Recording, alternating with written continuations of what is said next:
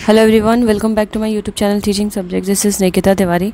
आज की वीडियो में हम बात करने वाले हैं एलिजिबिलिटी कंडीशंस के बारे में। डीएलएड 2024 में आपको एडमिशन लेने के लिए क्या आपका एलिजिबिलिटी होनी चाहिए, क्या आपके मार्क्स होने चाहिए, कितने परसेंटेज होने चाहिए कि आप ये फॉर्म फिल कर पाएंगे, और जिन स्टूडेंट का 12th में अभी तक रिज़ल्ट नहीं आया है उनको कैसे फॉर्म फिल करना है, वो सब हम इस वीडियो में डिस्कस करेंगे। तो वीडियो को एंड तक देखिएगा। वीडियो पसंद आए तो प्लीज़ लाइक, शेयर और सब्सक्राइब कीजिएगा, क्योंकि आपके लाइक और सब्सक्राइब जो होते हैं वही मुझे और मोटिवेट करते हैं आपके लिए बेहतरीन वीडियोज़ बनाने के लिए। तो जल्दी से लाइक कर दीजिए, और अगर आप चैनल पे नए हैं तो सब्सक्राइब कर दीजिएगा। Okay, thank you. देखिए, सबसे पहले तो आपका एलिजिबिलिटी कंडीशंस में यहाँ बोला गया है कि अगर डीएलएड करने के लिए आपको 10+2 मतलब 12th क्लास में आपने जो सीबीएसई बोर्ड से किया हो, यूपी बोर्ड, बिहार बोर्ड, किसी भी यूनिवर्सिटी से किया हो, वो जो यूनिवर्सिटी है वो रिकॉग्नाइज्ड होनी चाहिए, मतलब कि मान्यता प्राप्त होनी चाहिए, और उसमें आपके लगभग 50% तक मार्क्स आने चाहिए। अगर आपके 45% मार्क्स हैं तो आपका एडमिशन नहीं होगा, मतलब आप फॉर्म ही फिल नहीं कर सकते हो। आपको फॉर्म फिल करने के लिए कम से कम 50% मार्क्स चाहिए आपके 12th में। ओके, अब एक चीज़ और ध्यान देनी है कि इसमें यहाँ बोला है बेस्ट 5 सब्जेक्ट के, बेस्ट 5 सब्जेक्ट जिसमें कि एक आपकी लैंग्वेज होनी चाहिए। यहाँ बोला ना इंक्लूडिंग एटलीस्ट 1 लैंग्वेज। अब ये कैसे 1 लैंग्वेज होता है, इसको यहाँ पे क्लियर करती हूँ मैं। एक ब्लैंक शीट लेते हैं, उस पर करते हैं। देखिए, जैसे यहाँ पे थोड़ी सी ब्लैंक शीट है, यहाँ पे देखिए, जब आपका बेस्ट 5 सब्जेक्ट लेने हैं तो मैं अपना बता दूँ। जैसे 12th क्लास में मेरे पास हिंदी थी, इंग्लिश, पोल साइंस, हिस्ट्री और फिज़िकल एजुकेशन। ये हो गए 1 2 3 4 5, और इकोनॉमिक्स भी थी। 6 सब्जेक्ट्स थे मेरे पास। फिज़िकल एजुकेशन जो था वो एडिशनल सब्जेक्ट था। इसमें मेरे पास दोनों लैंग्वेज थी, हिंदी और इंग्लिश, लेकिन मेरे हिंदी में 94 मार्क्स थे और हिंदी में 75 मार्क्स थे। तो इसमें मेरे पास चॉइस थी कि मैं अगर ज़्यादा मार्क्स वाला लैंग्वेज लेती हूँ तो मेरी जो परसेंटेज है वो हाई हो जाएगी।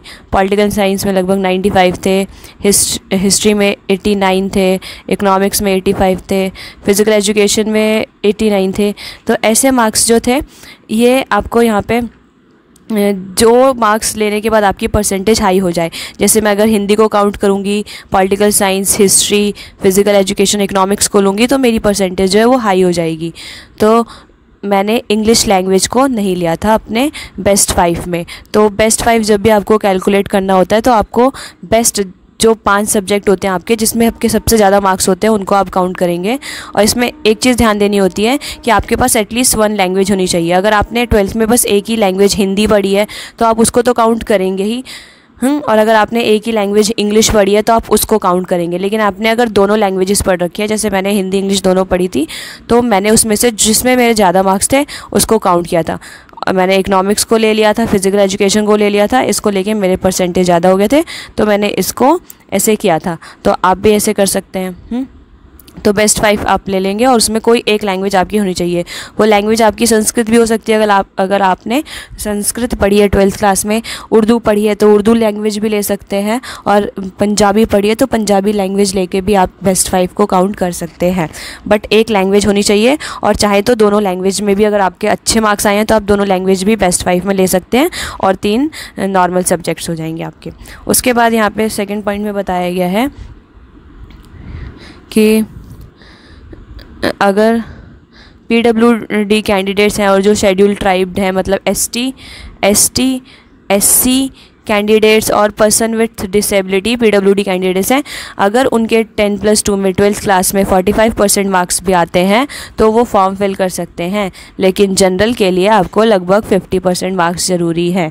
ओके, अब थर्ड पॉइंट में देखिए, यहाँ पे बताया है कि अगर आपने किसी और यूनिवर्सिटी से अपना 12th किया हुआ है जो कि आपका इक्विवेलेंट है, इक्विवेलेंट है आपका, ये CBSE जो होता है उस बोर्ड के इक्विवेलेंट है, तो आप जो है उसका 50% मार्क्स आपको लाना होगा। बेस्ट 5 सब्जेक्ट्स आपको लेने हैं और उसमें आपका जो है एक लैंग्वेज होना ज़रूरी है।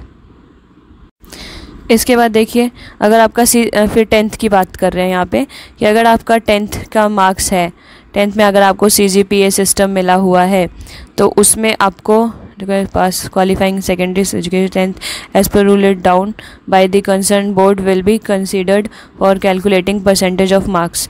मतलब कि CGPA में आपका लिखा होता है ना कि 9.5 या 4 से आपको मल्टीप्लाई करना होता है आपका CGPA, तो उसको करने के बाद आपके जितने मार्क्स आते हैं आप उतने वो भरेंगे 10th के लिए। यहाँ पे देखिए बताया हुआ है कि अगर आपका परसेंटेज वाला था, जैसे अगर आपने यूपी बोर्ड से किया है तो वहाँ तो आपको परसेंटेज मिलते हैं, लेकिन CBSE बोर्ड जो करता है उसके CGPA में मार्क्स होते हैं 10th के। तो वो क्या करते हैं, अगर आपका 8.5 आया है मार्क्स 10 में से, CGPA आई है इतनी फाइनल, तो उसको आप मल्टीप्लाई कर देंगे 9.5 से, और जो मार्क्स आएगा वो आपका परसेंटेज होता है 100 में से। ओके, तो वैसे ही जैसे मेरा था 7.8 था और इसको मैंने मल्टीप्लाई किया था 9.5 से, तो मेरा 74.1 कुछ परसेंटेज बना था 10th का। ओके, तो वैसे ही आपको करना है, और बाकी जिस जगह पे आपको मार्क्स दिए जाते हैं 10th क्लास में उसमें तो आपको नॉर्मल परसेंटेज निकालनी होती है। अगर आपको परसेंटेज निकालने नहीं आती है तो आप कमेंट कर देंगे, मैं आपको निकालना सिखा दूँगी बेस्ट 5 के। ओके, नेक्स्ट है आपका यही है कि जो भी बच्चा पर उर्दू और पंजाबी लैंग्वेज लेना चाहता है तो वो अपना फॉर्म फिल करते टाइम इन लैंग्वेजेस को काउंट करेगा। अगर मुझे उर्दू लैंग्वेज लेनी है तो मैं बेस्ट 5 में एक उर्दू लैंग्वेज को भी काउंट करूँगी, और मेरे को अगर पंजाबी लेनी है तो मैं बेस्ट 5 में पंजाबी लैंग्वेज को काउंट करके अपनी परसेंटेज बनाऊँगी। और उसने 12th क्लास में ये पढ़ा भी हो, वो लैंग्वेज आपको पढ़ी होनी चाहिए। फिर है candidate applying under Urdu Punjabi language as teaching subject shall be required to include marks of Urdu. हाँ, ये सेम वही बोल रहे हैं कि आपको इसके मार्क्स जोड़ के ही अपनी परसेंटेज बनानी होगी। Examination result have not yet been announce are also eligible to apply for.